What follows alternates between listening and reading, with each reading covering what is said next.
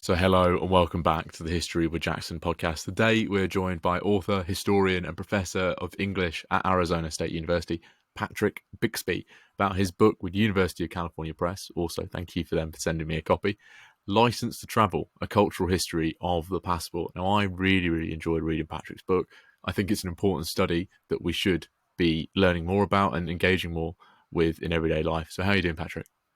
I'm doing very well. Thank you for having me. I appreciate the invitation. No worries at all. I think it's like I just said, it's an important topic for us to discuss. Passports have been a contentious issue here in the UK the past couple of years. Yeah.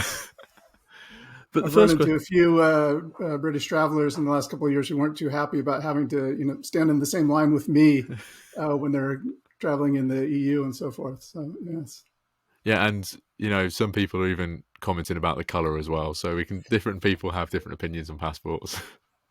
indeed. So I wanted to start off by asking you a first question that I ask everyone who comes on the podcast. What was the inspiration behind you writing this book? Well, there were a number of things. I think to develop the momentum to write a book, there has to be more than one good reason. I suppose it started with my own travels, though. I've had a number of experiences with lost, stolen, well-used passports that taught me rather viscerally just how much personal importance a passport can have, just how much emotional energy gets attached to those documents. But my day job, as it were, is as a scholar of modernist literature. And I was familiar from my studies with the importance that passports have had for a number of modernist writers, James Joyce, Langston Hughes, Gertrude Stein, folks like that, who were among the first generation to travel under our current passport regime with the universalized standards that emerged after the First World War. So those two factors got me started. But as I began to look more closely at the cultural history of passports specifically, I realized not just how important they were in personal or individual terms for the individuals who hold them, but also in broader political terms. So the history of the passport, as it turns out, and this is probably no surprise for anyone who's thought about this at any length, is linked to the rise of the nation state, the construction of modern citizenship, the evolution of international relations, concerns about government surveillance, and so on and so forth. So although the document is a modern phenomenon in many ways, its history, as you know from your exposure to the book, dates back millennia, but it has become more and more part of what it means to be a subject of a modern nation state. So all of those factors came together. And the other thing, I suppose, was that as I was doing this research, the stories that attached themselves to people's passports seemed particularly compelling. Loaded with emotional energy, as I mentioned, but linked to their fate in their careers, in their personal lives. Where they can go, what they can do, what they can dream of was often linked to their passport. So, as a cultural historian who wants to tell stories that get us at bigger concepts, but also have an effective or emotional component that move the reader perhaps in some way, this seemed like a perfect subject matter. So I was kind of hooked once I figured that out. And you can tell that you enjoyed writing it and that you were hooked when reading the book, because the amount of, as you say, the amount of cultural references and the authors that you're bringing in, their relationship with their passport is really quite compelling as you're going through. But some of these authors are perhaps more modern, maybe household names to some people. But I want to go back to the beginning. So where does the history of the passport begin, and how do the concepts of citizenship and belonging interlink with that? All right. Well, there's sort of a two-part question, so I'll take one piece at a time. It's interesting. Most of the histories of the passport that you'll come across, whether scholarly studies or journalistic pieces online, what have you, usually locate the beginnings of the passport in the Old Testament, to the book of Nehemiah, to be specific, dating back to 445 BCE, more or less, depending on which scholars you believe. So that's where I began, but poking around a little bit more, and I had some help here. So I'm very fortunate that in my academic institution, I'm in an interdisciplinary unit. So I'm down the hall from classicists, from historians, from philosophers, um, folks who know a lot more about some of this stuff than I do.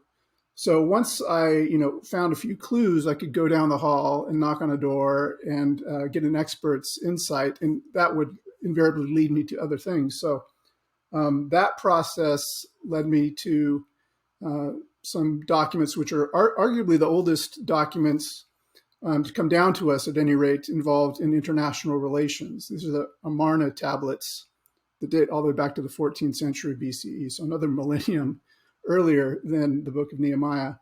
And those documents, they take the form of clay tablets inscribed with cuneiform letters, um, served a function actually quite like our modern passport in some ways. They often accompanied messengers traveling outside the sovereign domain in North Africa during that period to ensure safe passage so that they could engage in whatever diplomatic duties that they were conducting for the king. So in this case, this early document, which is called EA30 in the records, is from King Tushratta of Mitanni, and it's to protect his envoy who's traveling into another kingdom.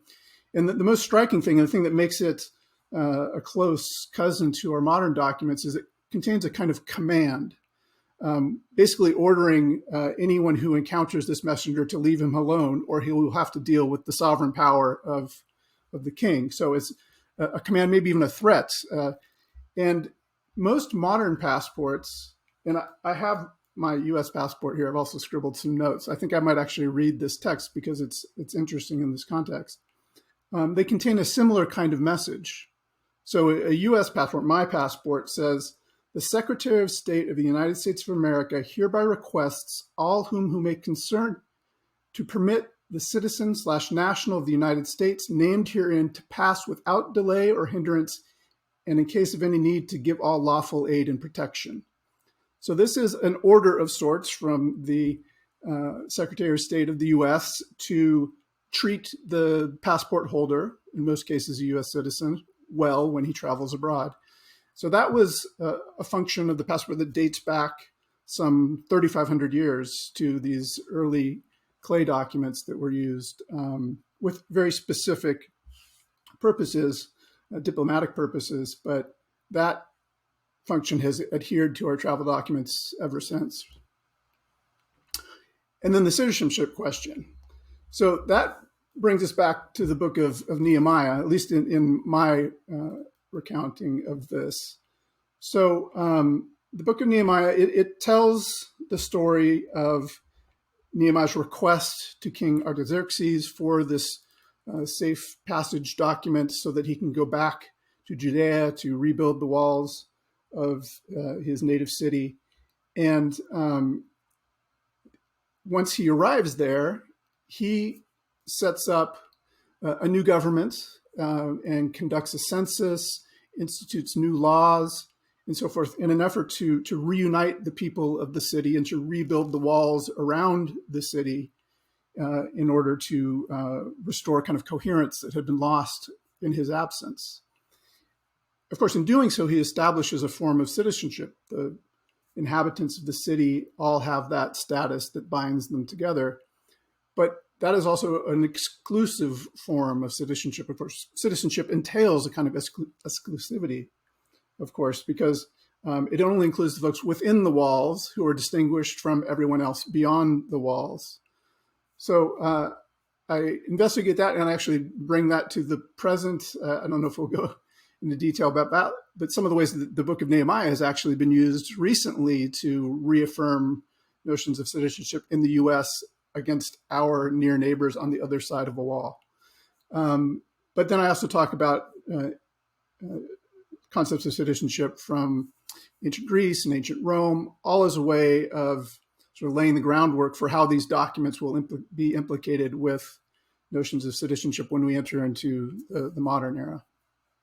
It's really interesting to hear, like, whilst these events are, happening millennia before we stand here, that they're still relevant and they're still, the very concepts of them still in the passports today, particularly, Secretary of State's wanting to guarantee you have safe passage and no obstacles to your passage, but also those same extracts being used in arguments today. But how and when then does the passport in inverted commas become symbolic in a wider sense? Well, I mean, that does date back to the very beginnings of the passport, too, I suppose. The story I tell in the book is about the Athenian agora excavations, which took place in the early 1970s, during which some terracotta tokens were unearthed that functioned much like the clay tablets in ancient Egypt. They were used to send messengers out to outposts of the empire beyond the city of Athens to protect them along the way, to give them a kind of credential that would ensure their safe passage.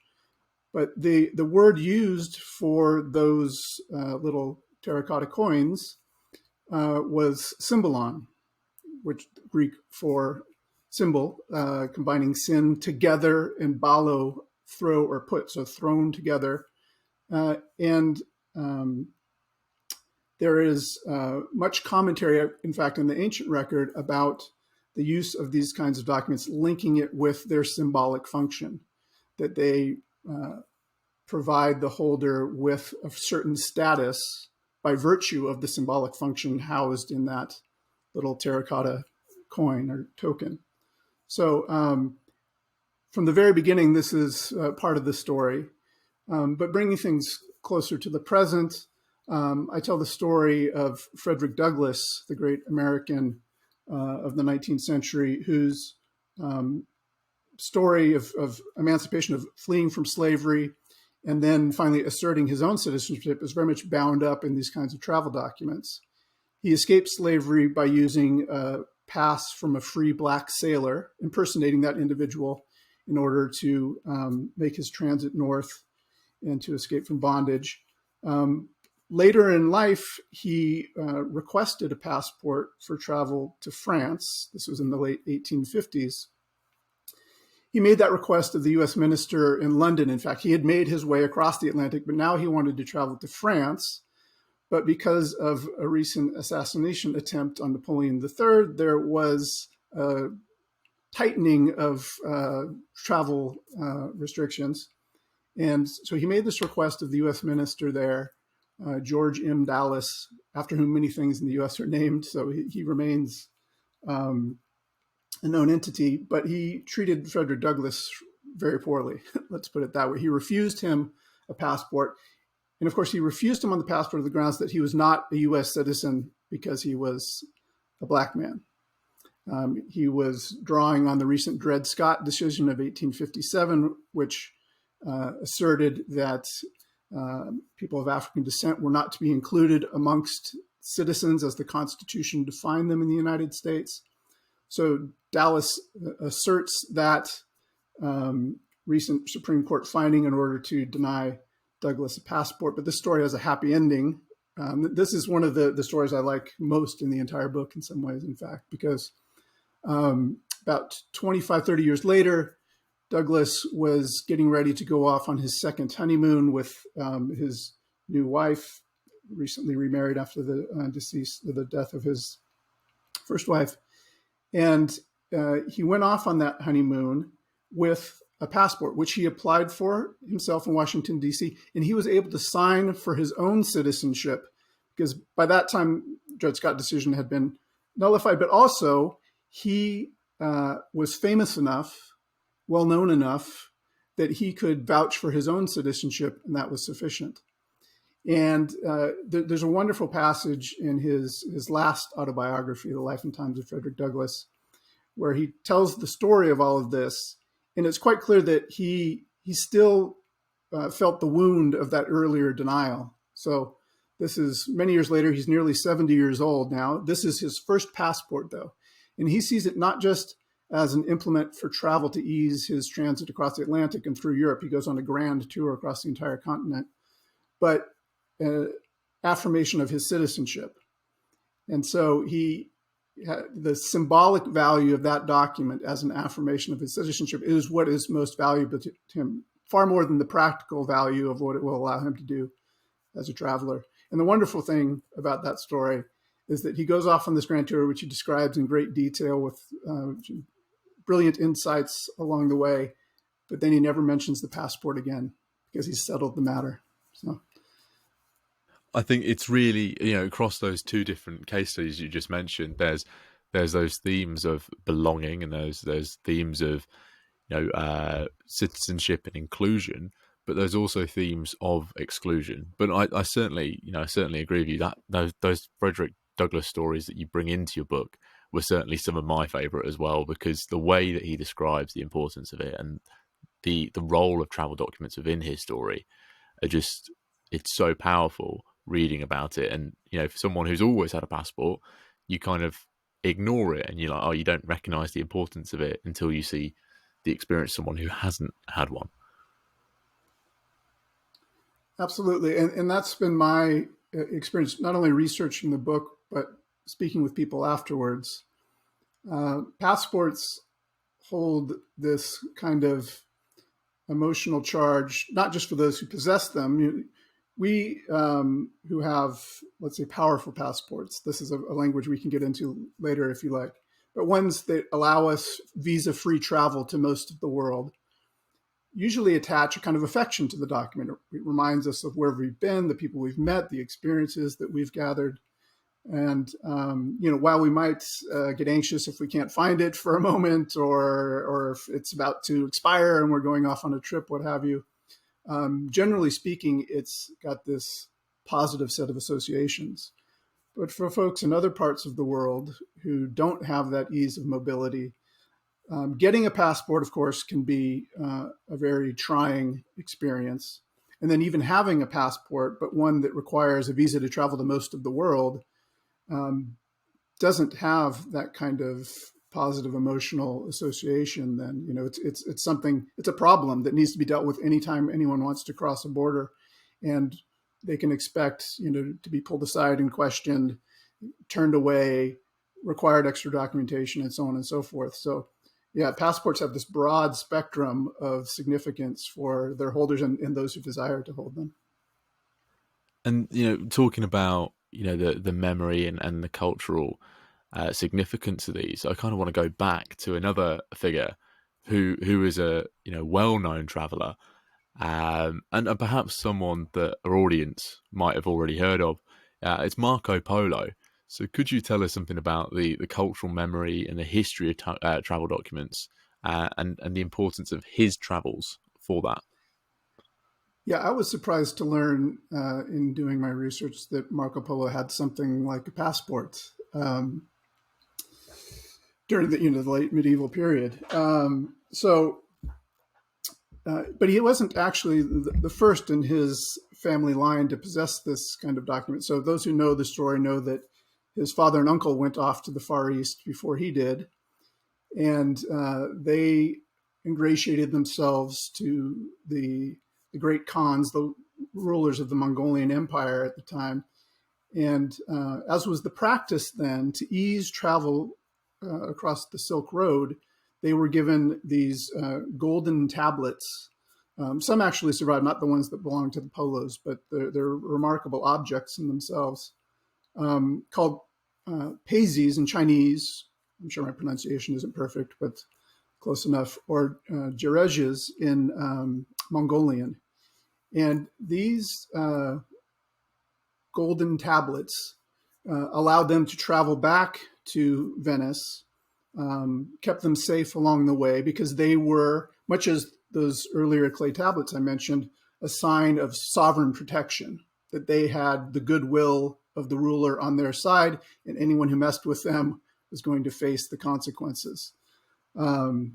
Now, that system, which was widely implemented across the Silk Road, was prone to various forms of corruption and so forth. As you might imagine, these powers attached to the tablets were abused by local dignitaries and so forth, but that's another story. At any rate, when the two older Polos return to Venice and they bring Marco on his famous journey, Um, so that journey doesn't happen without those passports, right? They probably don't get back safely to set off on this much more famous journey without them. But then when it came time for the three Polos, including Marco now, to return home, 26 years later or so, they received similar tablets now from Kublai Khan, who sent them home reluctantly. He was quite fond of them, apparently. By the time all of this is a bit hazy in the historical record, but that's the consensus. And they were able to make their way back to Venice, and of course, then Polo was able to tell his story to Rustichello in the prison, and the famous scene of his writing the travels of Marco Polo. But none of that again happens without these travel documents. And again, with this story, there's a kind of epilogue, which is maybe more interesting than the rest of it. And that is 30 years after Marco returns from the Far East, on his deathbed, a priest is called to take his final confession. But the practice then was for the priest to essentially write out the will of the individual who was facing death. And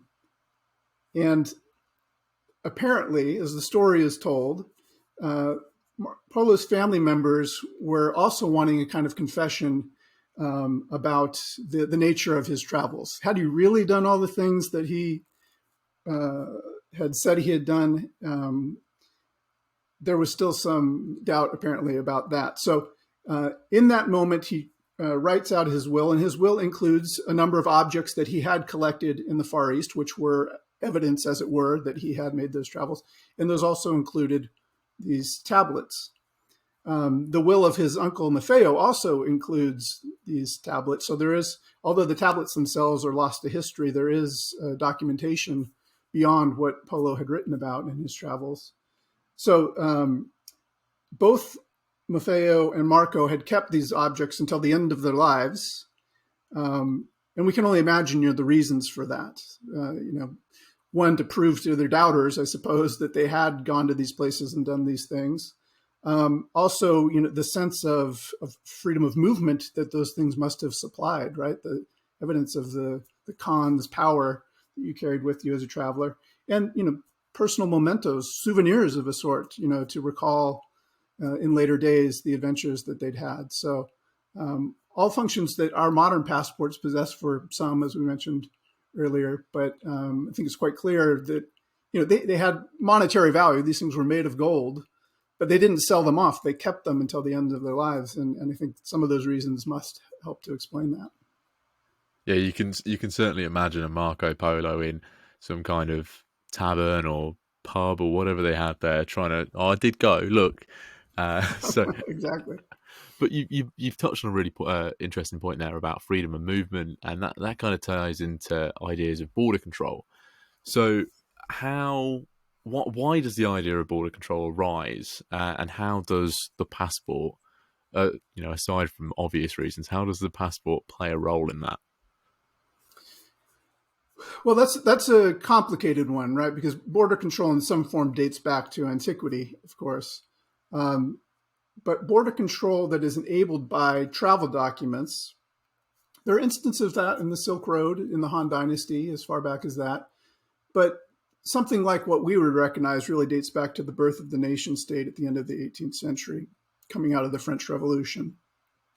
And one of I might say the great historian of the passport is John Torpy, an American sociologist who's written a book called The Invention of the Passport.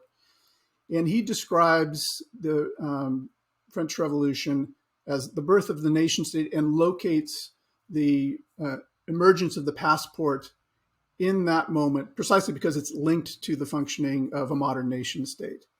So in France, it's a very complicated story. We don't have to get into the whole French Revolution, but coming out of that conflict, there are enhanced measures to track foreign nationals in the country, to register citizens, to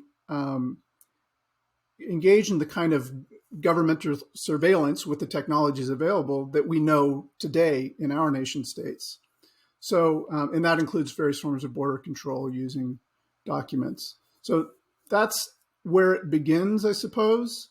Um, and it is, of course, closely linked with the birth of the nation state, because the nation state is the entity that wants to control uh, migration as we know it. Now, the other highlight in that story, I suppose, is the First World War. The modern passport emerges during that conflict. In fact, the use of passports has kind of waned in the late 19th century. They were a luxury item. They facilitated certain activities, but they weren't required. During the First World War, requirements began to emerge precisely to control the movement of foreign nationals across national borders, to protect the homeland from espionage and sabotage and so forth. So you have the modern passport with photographs and personal descriptions and national affiliations like we would recognize in our own passports being implemented at that time, precisely for border control in a time of conflict. And how important is the League of Nations within that process? Well, the League of Nations gave us the modern passport, essentially. So various forms of something like a modern passport emerged during the war, but they are only formalized and standardized after the war in a meeting of the League of Nations in 1920. So just a year after the end of the conflict, you have a meeting specifically dedicated to the passport as a form of managing geopolitics, really. And a couple of things come out of that. One is that the passport regime is solidified. It is going to be part of what it means to be a nation state, to be part of the international order from then on. And that's despite a lot of criticism coming from, well, I talk about a number of artists who didn't like it too much because it prevented them from traveling to see their friends and engage in cultural activities and so forth. But on a sort of macro scale, there was concern that it would get in the way of the economic recovery coming out of the war, that it would slow international relations, that it would complicate diplomacy and so forth. But despite all of that, the League of Nations steps in, solidifies the system, and standardizes the format of the passport. So the standards are slightly different than they are today, but you have a booklet with 30-odd pages with the descriptive details about the individual, a photograph, and so on and so forth. So those early passports are close cousins to the ones we use today. And those are a direct outcome of this meeting of the League of Nations. And it's really quite interesting to see how conflict and the need to protect or include people within the nation state or include them within some kind of concept of citizenship is still there from those early days. But you're talking about the artists and the great thinkers of that period. What do these passport holders, these new passport holders, think about their new sense of identity or their current sense of identity when it came to their passports? Well, maybe a few little stories would be the best way to answer that, because there is not one answer for everyone, right? There's a variety of responses. But I'll share quickly a couple of my favorites, I suppose, from the book. Ernest Hemingway apparently filled out a passport application in the early 1930s a little bit too quickly and messily, so that when it was received, the passport processing clerk read off his occupation not as writer, W-R-I-T-E-R, but waiter, W-A-I-R-T-E-R. And as you can imagine, Hemingway, proud man that he was, didn't like that too much. And he wrote a rather scathing letter back to the officials responsible for his passport application, indicating it would be very difficult for him to conduct business and travel the way that he wanted to and so forth if he was identified as a lowly restaurant employee. So his identity, his professional identity, was very much bound up in that document. So lots of other stories. One other that I might tell, which kind of stretches the bounds of this and suggests the ways that passports can be used to craft an identity or manufacture an identity. A story I tell much later in the book about Sun Ra, the jazz musician, born Herman Poole Blunt, um, who had created the stage persona of a kind of intergalactic jazz visionary, a sort of precursor to what we know as Afrofuturism now. But that persona wasn't just a stage persona. In the early 70s, he was preparing to go off to Europe for his first tour of the continent with his band, the Interplanetary Band, as he called it.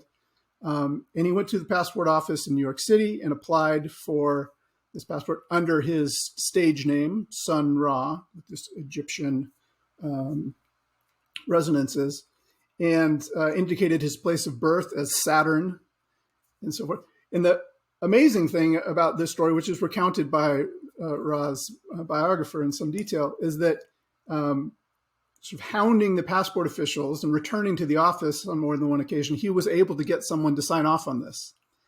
And so for the next decade, he traveled with a passport indicating his name is Sun Ra, his place of birth is Saturn, and so forth. And it became part of his stage persona, but also was a kind of affirmation of his invented sense of self, which wasn't limited by the internecine racial politics of the US and so forth, which sort of transcended all of that, but what was given the imprimatur of the US government because it was housed in his passport. I loved reading those stories going through the book. I thought they were quite funny, but they also showed, how much people tie themselves to these documents. But there was another document that emerged in the post-war period, which is the visa. Now, for something like, as we touched on with powerful passports, and perhaps we can touch on that a little bit more here. This visa, whilst it can be a pain for some people and be relatively easy for others, what is this extra document, and when does the use of it kind of begin? Well, in some ways, it's a matter of semantics. So the travel documents that were used, say in the 18th century, were far less formal than the ones we use now. They could be produced by a government official or by some high-ranking individual, a well-known friend, and so forth. Could sort of write a letter vouching for you, and that would serve the purpose. So those had a kind of visa function as well, because they allowed you to enter into a certain domain. They were usually written by someone in the country you were visiting. So in that sense, they had a visa-like function.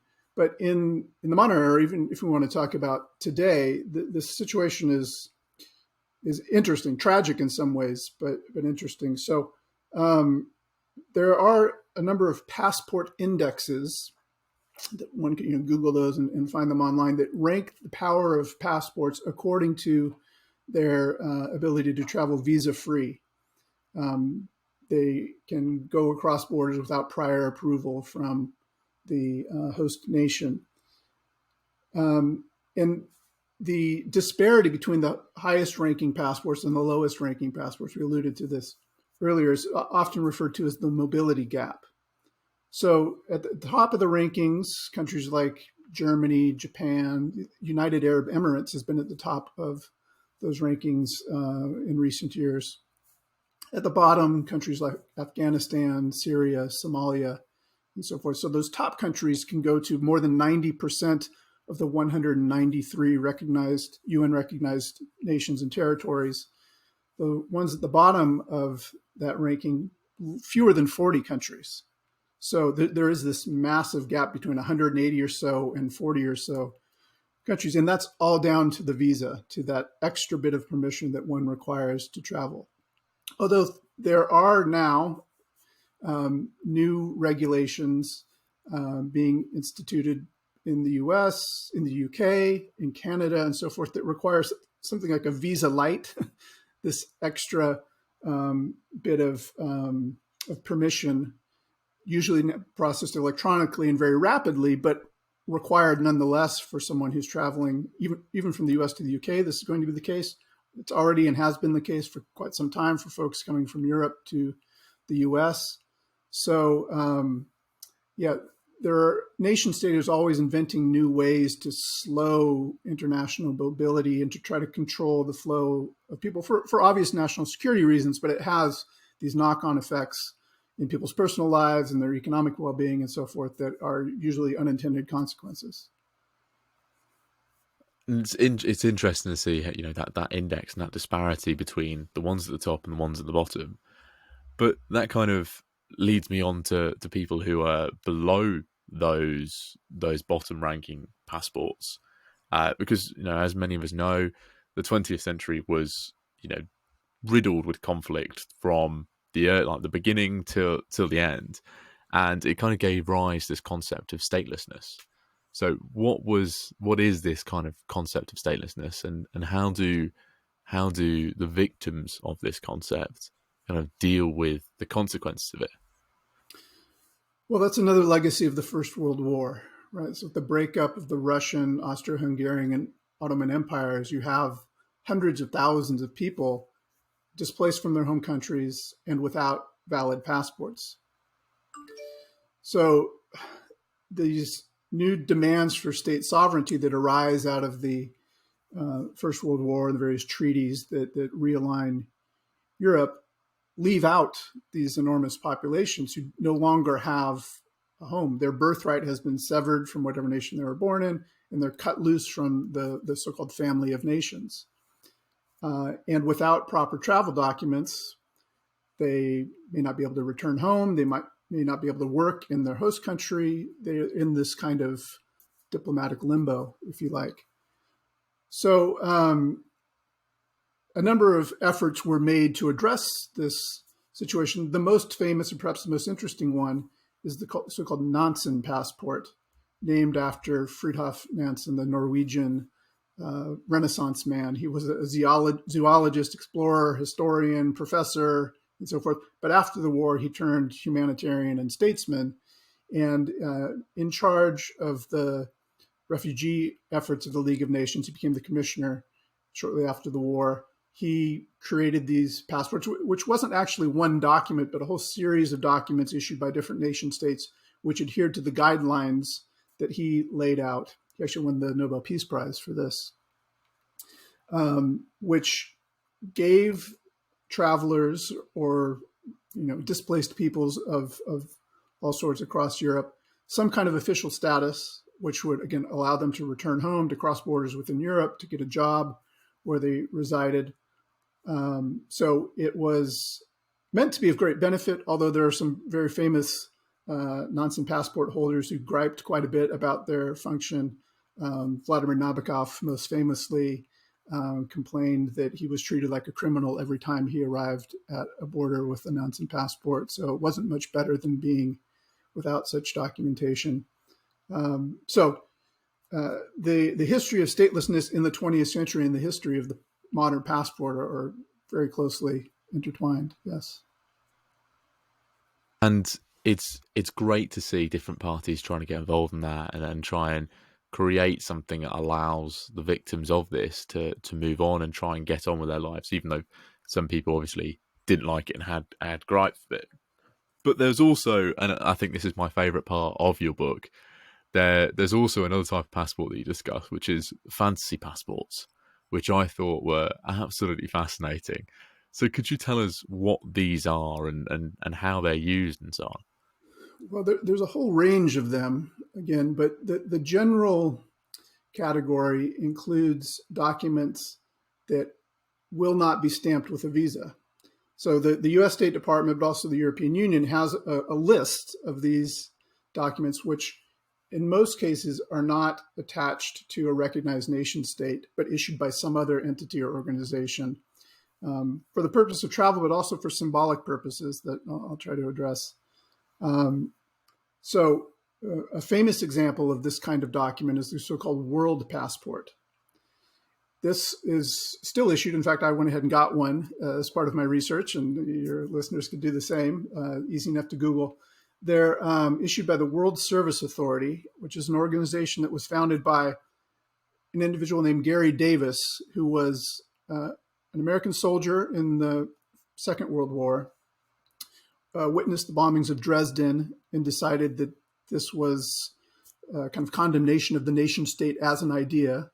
So not long after the war, he renounced his U.S. citizenship. He did this at the UN operations in Paris. And as a kind of parallel and competing entity, he founded this World Service Authority as a kind of counterpart to the UN, because he thought, the UN is not going to do away with the nation state. It depends on that concept, on that reality in order to function. So he founds this organization. They begin issuing passports, birth certificates, marriage licenses, and other sorts of documentation.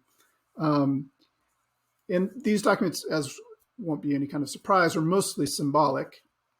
They're a gesture towards a critique of the nation state as a historical entity. Although apparently some individuals have been able to cross borders.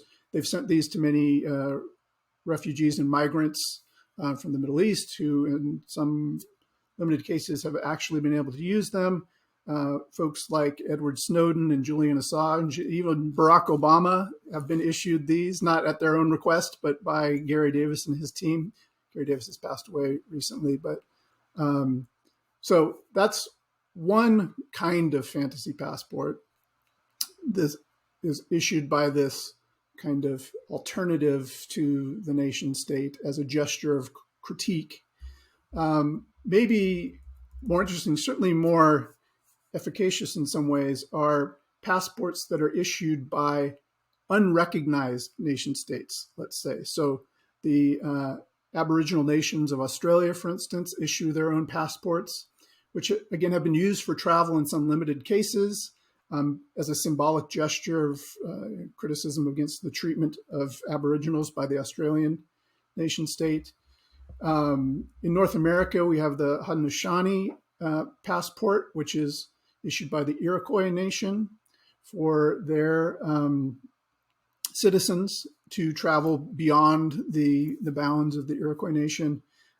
It's bound up in some very interesting stories with the lacrosse team, which has attempted to use those documents to travel to overseas tournaments on a number of occasions, quite famously in 2010 when Hillary Clinton, as the Secretary of State, had to step in and help them to get to the UK. And they see that as an affirmation of the status of their nation state as being equal to all other recognized nation states. But in that case, also as an affirmation of their eligibility to play the sport for as representatives of that nation state. So that they make a very strong claim to the value of those documents, although the international community has largely failed to recognize that, as is the case with the Aboriginal passports. And yet again, it's nice to see those same concepts of belonging, inclusion, and also exclusion. In the case of the World Passport, excluding yourself from those nation states to be a wider collective, carrying on for millennia throughout the history of this, of the cultural history of the passport, really. Yes, I mean, the starting point for this book, which we discussed at the outset, is this intermingling of the personal and the political. And this document that many of us possess is a kind of material realization of that personal political connection, right? My passport, with its stamps and so forth, tells me something about where I've been, what I've done. My own biography, in a sense, is inscribed in the pages of that passport, including all my personal details and my photograph and so forth. But it ties me into the network of nation states and border control and national and international surveillance and so forth. On the cover is not my picture, it's the insignia of the nation state. Inside, as we saw with the U.S. passport, is the legalese of the nation state, which states its claims in the international community, but also in relation to its own citizens or subjects. So the passport is at the very center of those kinds of discussions on a global scale, because it is a document that is required universally. Everyone who wants to move around the globe save some sovereigns. Queen of England apparently didn't have to. The new king will not have to have a passport. But the rest of us have to have those documents in order to travel. And therefore, we're always pulled back into those, very strong, sometimes violent, often emotionally laden connections with these broader institutional or political concerns. And having travelled myself, you can feel that whenever you go through some of these gates, and you can see, whilst I've got a powerful passport, you can see like we said earlier, you can see the emotion tied to people with less powerful passports if they're unable to travel as easily as their family members who might have a slightly more powerful passport. But I'm moving on to the final fun question now, as I do for all the guests on the History of Jackson podcast. Now, I was looking through your Instagram as I was doing some research for this episode, and I saw that you have seen so many different types of passports, and you must have come across even more throughout your research. Which do you think has been, or for you anyway, which has been the coolest design that you have seen? Well, they come in all sorts of shapes and sizes over the millennia. But if we talk about current ones, I would say that the Scandinavians kind of take the cake. So the Norwegian passport, it's the sort of minimalist Scandinavian design that we might expect, a matte finish, and then these beautiful pictures of fjords and lakes and forests and mountains inside on the stamping pages, which fluoresce if they're shined with an ultraviolet light. The Swedish passport is much the same in that regard. But the most fun one, I suppose, is probably the Finnish passport. It does both of these one better. Its stamping pages form a kinograph, so you can flip the pages. And as you do, it creates the effect of a moose walking across the bottom of the passport. So, it's animation of these things with slightly different images on each page. So it's a bit of a toy, even this Finnish passport, and it's sort of widely recognized for that bit of whimsy that's bound up into the passport. And of course, the Finnish passport's a nicely powerful one as well. So lots of reasons to have a Finnish passport. At least it gives the holders something to do whilst they're waiting to present it. While you're waiting in line, precisely. Yeah.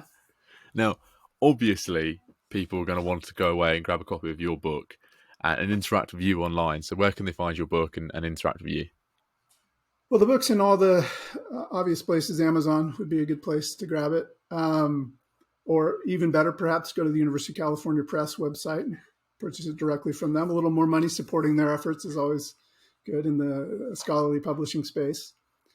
I've done a lot of podcast interviews about the book, so people could, search Spotify or Apple podcasts and find me talking about this and other books, actually.